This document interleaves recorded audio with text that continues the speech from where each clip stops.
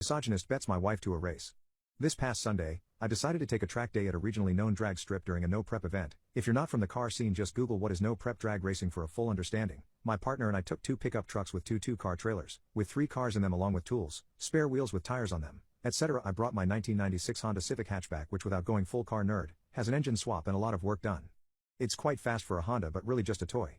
I also brought my Nissan Laurel, which is imported from Japan and was never sold in the United States. The car is primarily a drift car, but with 30 minutes of work it can be changed over to a drag setup. My buddy brought his 1996 Mitsubishi Eclipse GSX. We were running all day making small wagers with those at the track, and together we were up just over 20k on the day from wagers. Around 8 p.m., with the track closing at 9 p.m., I had the douchiest of Chads approach me and engage in the typical smack talk about how my cars are slow and how incredible his car is, yada yada yada. After being goaded numerous times, declining a 10k race and really just trying to pack up for the day, this idiot head decided to insult my wife in a rather derogatory and misogynistic way. The comments were both disgusting and about how a woman doesn't belong on a racetrack. I thought for a second before responding, then I said to our entitled prick. Me, since women don't belong on the racetrack, why don't you race her in the Laurel? EP, 10k bro, that's easy money, let's go. Me, no, if you're racing her it's going to be for titles. Known in Hollywood as Pink Slips or just Pinks, EP, hell yeah, I'll take your car, starts laughing and further insulting wife to his cronies. We shook hands, pulled out paperwork and found a track official to hold both sets of paperwork before getting ready for the run. One single 1/4 mile race for both cars. The tree turned green and they blew off the line. EP pulled slightly ahead out of the gate and you could just feel the misogynistic comments he was saying to himself as he flew down the track. About halfway down the track, wife caught up to him and surpassed him, finishing the race with enough room to parallel park an F-250 between them. Wife pulls back into our stall smiling and laughing, excited over her win as it was only her 3rd pass on the track for the day. I went to the staff member to collect paperwork without problem and then went over to EP's stall to collect our car. As we turned the corner into the stall, EP yelled, EFF no. I'm not giving my car to a woman. She got lucky, 2 out of 3.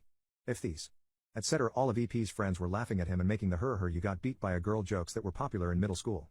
I noticed the keys were still in the car, so I quickly reached into the car and snatched them. After grabbing the keys, I was sucker punched by EP and I did defend myself. I didn't engage in a full-on brawl, merely defended myself after giving it one good swing. Track officials separated us and EP started screaming to staff that I was trying to steal his car and saying he was going to call the police. You see, in my state, all bets are legal at the track, as it's no different than betting on a horse. Taxes are paid on the bet. In the event of a slip race, taxes are paid on the vehicle through the DMV. EP's threat of police held no power. EP continued to scream for another 15 minutes, not letting anyone else get a word in. Finally, the owner of the track came by and ordered EP off the property, or he would call the police for a trespass order. Owner also informed EP he was banned from the track for the rest of the year. We returned to our stall with the keys in hand and waited for EP to leave. Having no choice, EP left without the car. This morning I was served with a $100,000 lawsuit from EP.